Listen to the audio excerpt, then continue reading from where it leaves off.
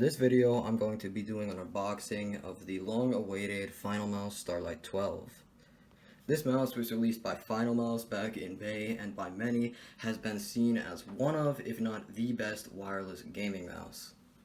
At the very high price of $180, it promises over a month of battery life and a weight of approximately 37 grams. So after $180 down the drain and a shipping time way longer than what Finalmouse said it would be, I'm finally here with a review of this mouse. But before I start the review, I would like to ask you all to subscribe, as only around 2% of people who watch my videos actually are subscribed, and it really does help out the channel. Additionally, if you found this to be helpful or informative in any way, it would be greatly appreciated if you could drop a like on this video. So with all that terrible self-promotion out of the way, let's get straight into this video. To start, I'd like to give a brief background on what this mouse is and how it's made. If you already know this or just don't want to hear it, feel free to skip to the timestamp that will be on the screen right now.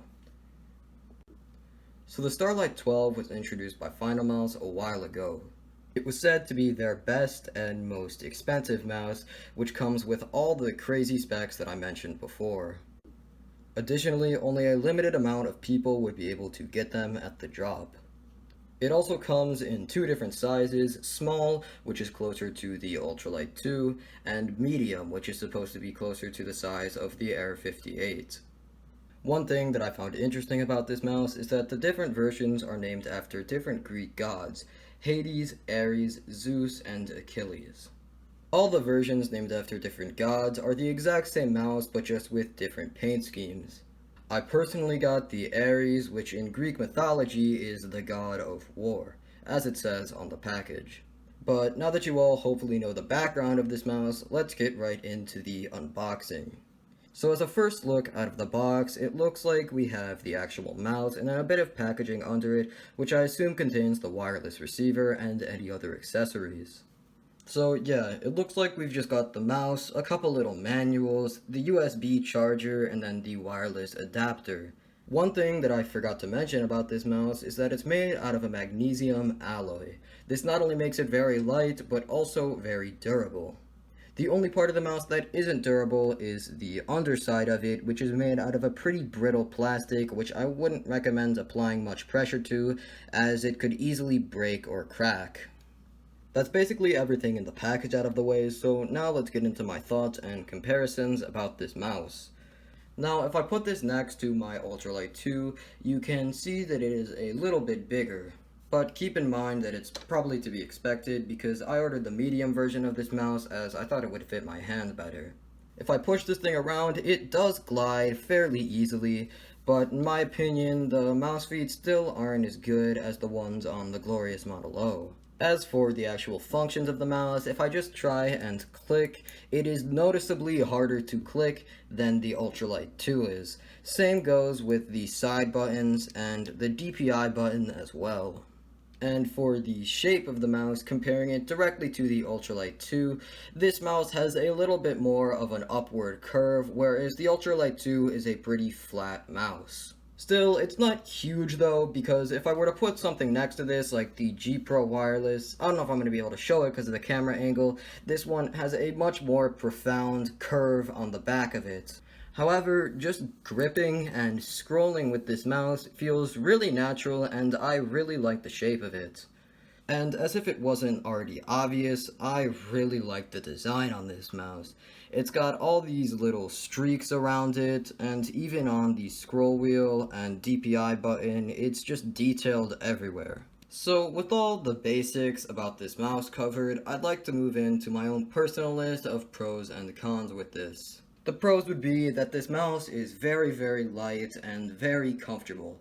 I personally really like the way that you grip it, and I like it more than any other mouse I've used so far. Another pro would be the design. It's not the most important thing because you don't really look at a mouse while you're using it, but the design on this is flawless. It manages to perform well while stay very visually appealing at the same time, which is something that I personally am really a fan of. Cons, however, would be price. This mouse costs you around $180, and that's if you can get this thing at launch. As of right now, you'd have to either wait until the next drop or get it from some third-party retailer site like StockX or eBay. While the price greatly fluctuates on these websites with time, I've seen some going for upwards of $1,000, so that is definitely a con. Another thing that I wasn't necessarily a huge fan of about this mouse was how massively overhyped it was. While I do think that some of the hype this mouse got was well deserved, it was definitely over the top in some ways. Finalmouse had this just about everywhere on their social media, saying that it was going to change the game, bring a new experience to gaming, and truly be the peak of what gaming mice are and can do. And while it definitely is a nice experience to play on, and it's extremely light, it's not necessarily any of these things. It performs well and is visually nice to look at, but there's still definitely room for improvement. And considering the way that Finalmouse has been with dropping these, it wouldn't surprise me if they went completely silent for a year and then dropped a mouse that cost more than my entire setup that would make this thing look like trash. So while it is a great experience to play on, and I definitely would consider it to be a top tier mouse, it's simply not worth making it seem like it's anything more than it is. A gaming mouse. And that's going to bring us into my final thoughts on this mouse. It's a great mouse, and those who were able to get it launched were definitely lucky, but it's not worth buying it from any third-party retailer that's selling it for 10 times its original price. If you really want to get your hands on one of these, I would simply recommend just waiting till the next drop. It's not like buying it early for 10 times the price is going to be worth it, and Finalmouse said that they are going to do more drops with this mouse. And that's going to just about wrap up everything that I have planned for this video. I hope you all enjoyed this and found it to be at least somewhat helpful, and if you did, like I said before, make sure to drop a like and subscribe, it really helps. But yeah, I hope you guys enjoyed, hope you have a great rest of your day whenever you're watching this, and I'll see you in the next one.